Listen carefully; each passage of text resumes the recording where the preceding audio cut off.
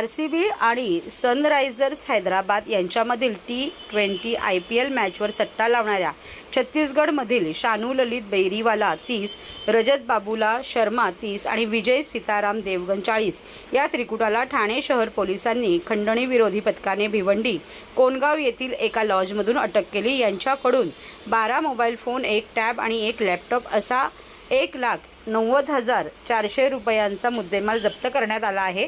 त्यांच्या फरार साथीदाराचा शोध सुरू असल्याची माहिती गुन्हे अन्वेषण विभागाचे पोलीस उपायुक्त शिवराज पाटील यांनी दिली।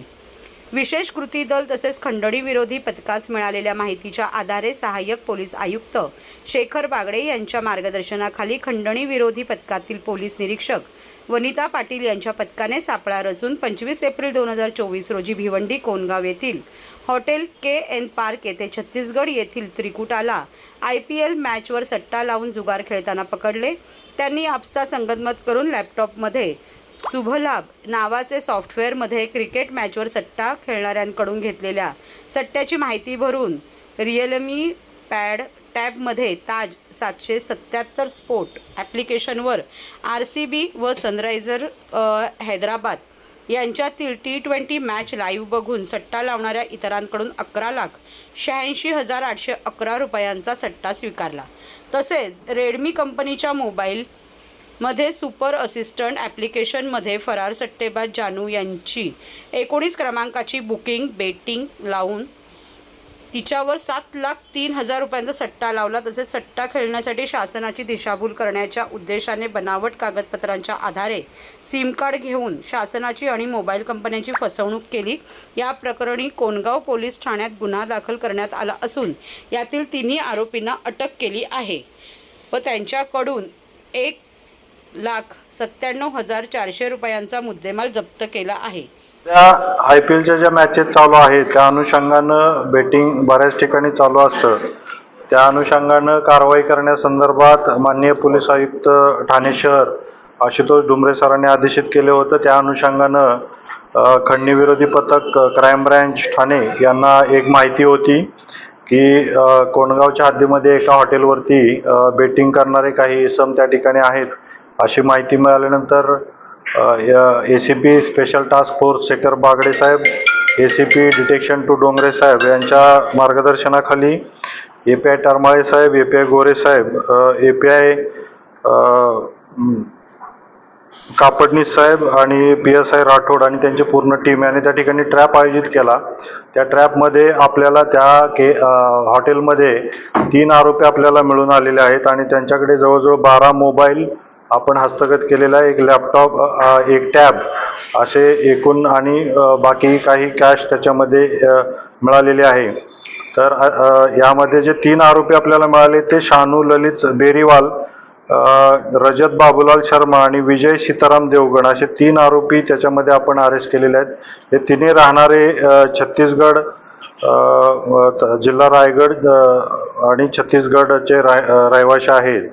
आणि याच्यामध्ये जो ॲप आहे शुभलाभ म्हणून एक ॲप त्यांनी वापरलेला आहे आणि दुसरा आहे एक टॅबमध्ये ताज 777 असा एक त्यांच्यामध्ये ॲप्लिकेशन वापरलेलं आहे आणि दुसरं सुपर असिस्टन्स असे 3 ॲप त्याच्यामध्ये त्यांनी वापरलेले आहेत। त्याचं आता इन्व्हेस्टिगेशन पुढं चालू आहे।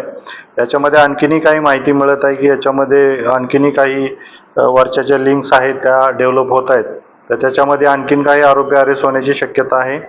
आणि याच्यामध्ये ज्या मोठ्या प्रमाणात IPLमध्ये जे काही बेटिंग चालतं या अनुषंगाने तपास चालू राहणार आहे। तर अतिशय उत्कृष्ट कामगिरी खंडणी विरोधी पथक ठाणे क्राईम ब्रँच यांनी केलेली आहे आणि याच्यामध्ये पुढे ज्या पद्धतीने आरोपी अरेस्ट होतील, माहिती रिव्हील होईल ती आपल्याला इन्फॉर्म करण्यात येईल। तर आता सध्या आपल्याला जी माहिती आहे तर महाराष्ट्रामध्ये यांच्यावरती कुठले गुन्हे दाखल नाही आहेत।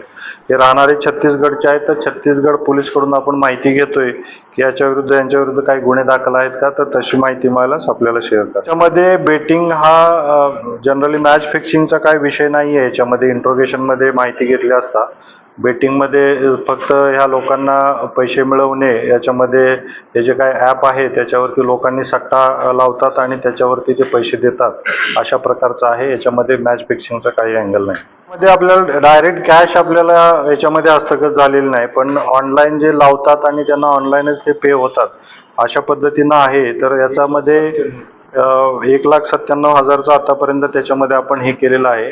आणखीनही याच्यामध्ये रिव्हील होण्याची शक्यता आहे. आणि ह्याच्यामध्ये जे ॲप वेगवेगळे आहेत त्यांच्यात जे काय सायपनिंग आहे वेगवेगळ्या प्रकारचं, ते सायपनिंग जे पैशाचं होतं ते इन्व्हेस्टिगेशनचा पार्ट आहे. त्याच्यामध्ये आणखीनही काही रिव्हील होण्याची शक्यता असलेलं सॉफ्टवेअर आहे असं नाही आहे. हे निश्चित स्वरूपात हे काही याच्या एजन्सीजकडून हे विकत घेतलं जातं आणि हे वापरतात आणि यांचे जे हायर लेवलचे काही बुकीज असतात ते हे ॲप ह्यांना प्रोव्हाइड करतात आणि त्याच्यावरती बेटिंग लावतात. हायर लेवलचे बुकी कोण आहे, त्याच्यामध्ये आणखीन कोण इन्व्हॉल्व आहे ते आपण याच्यामध्ये तपासामध्ये आता रिव्हील होईल. हे त्या ठिकाणी छोटेखानी व्यापार करणारी लोक आहेत आणि हे मेन याच्यामध्ये सट्टा आता जे काही IPLच्या मॅचेस आहेत त्याच्यामध्ये बेटिंग करण्यासाठी आता छत्तीसगडहून इकडं आलेले आहेत. तर बाकीचं यांचं बॅकग्राऊंड आणखीन तपासण्याचं चालू आहे, परंतु मेन करून हे असं सीजनल जे बेटिंग चालतं याच्यामध्ये हे इन्व्हॉल्व आहेत. वेगवेगळ्या ज्या लाईन्स असतात, हे जे कॉलर जे काही पैसे लावणारे जे कस्टमर असतात त्यांचे जे कॉल रिसीव करणं आहे आणि ते पुढं बेटिंगवरती ते पैसे लावणं आहे, याच्यासाठी मल्टिपल मोबाईल प्रत्येक हँडलरकडे असतात. त्याच्यावरती ते कॉल रिसीव करतात आणि ते मग ते पैसे त्या ॲपमध्ये ते त्या पद्धतीने लावले जातात. हे मोबाईलवरती जे कस्टमर असतात हे यांना कॉल करतात आणि त्यांना कशा पद्धतीनं गाईड करतात, त्यासाठी हे मल्टिपल मोबाईल राहतात. आता हे प्रायमापेशी काल रात्री झालेली रेड आहे, याच्यामध्ये अजून बराच तपास बाकी आहे. तर या निश्चित याच्यामध्ये बरेच call records, messages, WhatsApp messages कुणाला, आणि मॅक्सिमम हे व्हॉट्सअप मेसेजेस थ्रू कस्टमरना कन्वे करत असतात. तर व्हॉट्सअप मेसेजवरती कोण कॉन्टॅक्टमध्ये आहे, खालचे कस्टमर कोण आहेत, वरती कोणाला कुठल्या बुकिंगशी जुडलेले आहेत, हे सगळा तपास आता पुढं याच्यामध्ये होणार आहे. सगळं ट्रान्झॅक्शन ऑनलाईन होतं, बँकिंग सेक्टरची लोक याच्यावर इन्व्हॉल्व असेल का? नाही, बँकिंग सेक्टरची लोक इन्व्हॉल्व नसतात. या प्रकारच्या आणखीनही काही रेडी अगोदर केलेल्या आहेत, त्याच्यामध्ये असं रिव्हील होतं प्रत्येक बँक आहे किंवा जे काही फायनान्स ज्या सिस्टम असतात ह्या त्यांचे कस्टमर वाढवण्यासाठी ते सुविधा उपलब्ध करून देतात. पण कस्टमर कोणत्या प्रकारासाठी हा ट्रान्झॅक्शन वापरतात त्याच्यावरती त्यांचा काय कंट्रोल नसतो. ते फक्त हे त्यांना वापरण्यासाठी अकाउंट असतील हे देतात.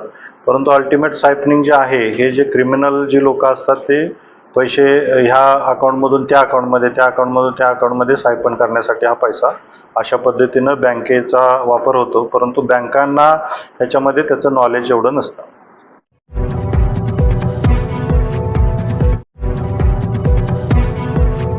सर्व नागरिकांना आवाहन करण्यात येत आहे की सध्या डासांमार्फत पसरणाऱ्या डेंग्यू या आजाराचा प्रसार रोखण्यासाठी प्रत्येकाने पुढील प्रमाणे कार्यवाही करावी. डेंग्यू आजार एडिस इजिप्टी हा डास चावल्याने होतो. या डासांची पैदास साचलेल्या किंवा साचवलेल्या स्वच्छ पाण्यामध्ये होते. 8 दिवसांपेक्षा जास्त दिवस पाणी उघडे व साचून राहिल्यास त्यात डास अंडी घालतात. अंड्यांच्या अळ्या तयार होऊन पुढे डास तयार होतात. यासाठी आपल्या घरातील पाणी साठे, उदाहरणार्थ बॅरल्स, पिंपे, टाक्या, हौद, रांजणे इत्यादी दर आठवड्याला रिकामे करून घासून पुसून कोरडे करून पुन्हा भरावे. 1 दिवस कोरडा दिवस म्हणून पाळावा. पाणी साठ्यांना घट्ट झाकणे बसवावीत किंवा जुनी साडी, चादर, धोतर यांनी बांधून झाकून ठेवावीत, म्हणजे डास त्यात जाऊन अंडी घालणार नाहीत.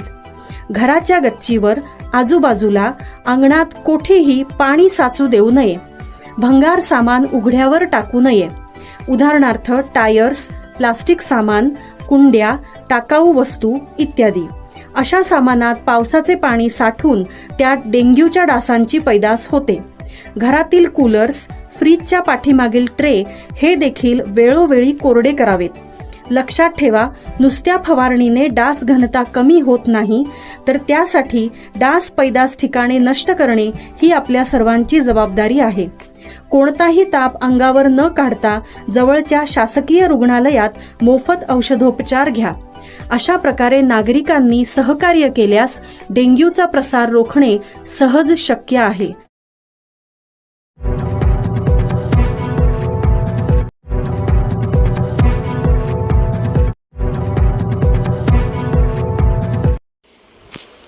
आमदार प्रताप सरनाईक यांचा 60वा वाढदिवस उत्साहात साजरा.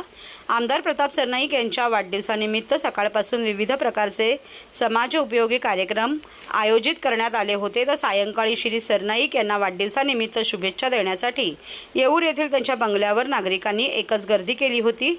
यावेळी श्री प्रताप सरनाईक यांना वाढदिवसानिमित्त शुभेच्छा देण्यासाठी माजी आमदार रवी फाटक, नवी मुंबई शिवसेना जिल्हा प्रमुख विजय चौगुले, समाजसेविका ऋता आव्हाड, परिषा सरनाईक, विहंग सरनाईक, पूर्वेश सरनाईक, ठाणे व मीरा भाईंदर शहरातील सर्व पक्षीय नगरसेवक, नगरसेविका, पदाधिकारी, कार्यकर्ते, नागरिक बंधू भगिनी मोठ्या संख्येने उपस्थित होते. दादा 2 मिनिटं जरा आलो थोडा साईडला कुठे कॅमेरा बघतो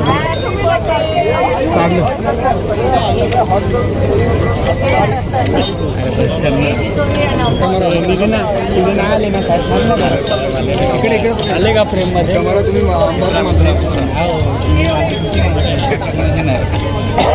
ओके डन.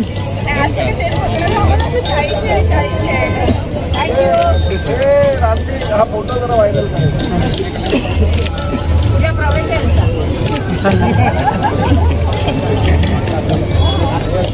साईडला होतो का.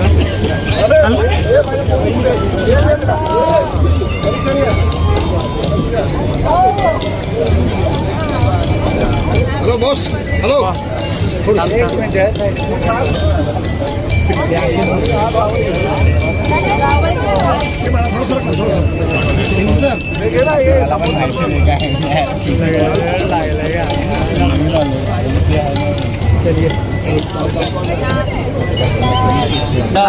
अरे भाई अरे दोघं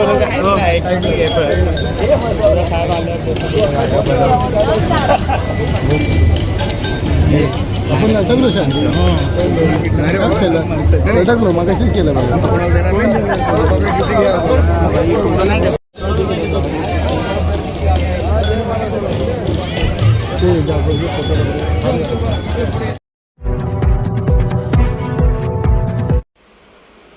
निवडणूक खर्च निरीक्षक म्हणून चंद्रप्रकाश मीना व राहिल गुप्ता हे 25 ठाणे लोकसभा मतदारसंघात दाखल. 25 ठाणे लोकसभा मतदारसंघासाठी श्री चंद्रप्रकाश मीना IRS व श्री राहिल गुप्ता IRS यांची निवडणूक खर्च निरीक्षक म्हणून नियुक्ती जाहीर करण्यात आली आहे. लोकसभा निवडणुकीच्या पार्श्वभूमीवर भारत निवडणूक आयोगाने या दोघांची खर्च निरीक्षक म्हणून नियुक्ती जाहीर केली आहे. श्री चंद्रप्रकाश मीना व श्री राहिल गुप्ता हे भारतीय महसूल सेवेतील अधिकारी आहेत. श्री चंद्रप्रकाश मीना हे भारतीय महसूल सेवेतील IRS 2010च्या बॅचचे अधिकारी आहेत. श्री मीना हे 25 ठाणे लोकसभा मतदारसंघातील 148 ठाणे, 150 ऐरोली, 151 बेलापूर या विधानसभा मतदारसंघासाठी कार्यरत असतील. श्री गुप्ता हे भारतीय महसूल सेवेतील IRS 2012चे बॅचचे अधिकारी असून ते 25 ठाणे लोकसभा मतदारसंघातील 145 मीरा भाईंदर, 146 ओवळा माजिवडा, 147 कोपरी माजिवडा या विधानसभा मतदारसंघातील कार्यरत असतील. वरील दोन्ही निरीक्षक हे 25 ठाणे लोकसभा मतदारसंघात दाखल झाले आहेत. त्यांचे स्वागत जिल्हाधिकारी व जिल्हा निवडणूक अधिकारी अशोक शिंगारे यांनी केले. खर्च निरीक्षकांना भेटण्याची वेळ 25 ठाणे लोकसभा मतदारसंघासाठी निवडणूक निरीक्षकांना शासकीय विश्रामगृह ठाणे येथे भेटण्याची वेळ दुपारी 4 ते सायंकाळी 5 वाजेपर्यंत आहे. उपरोक्त अधिकाऱ्यांचे मतदारसंघातील संपर्क क्रमांक खालीलप्रमाणे आहे.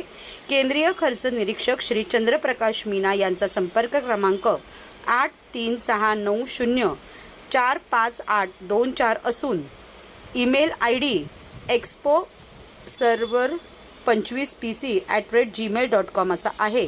तर श्री गुप्ता यांचा संपर्क क्रमांक 8779026914 असा असून exp.observe.pc25 असा जीमेल ID हा त्यांचा ईमेल पत्ता आहे.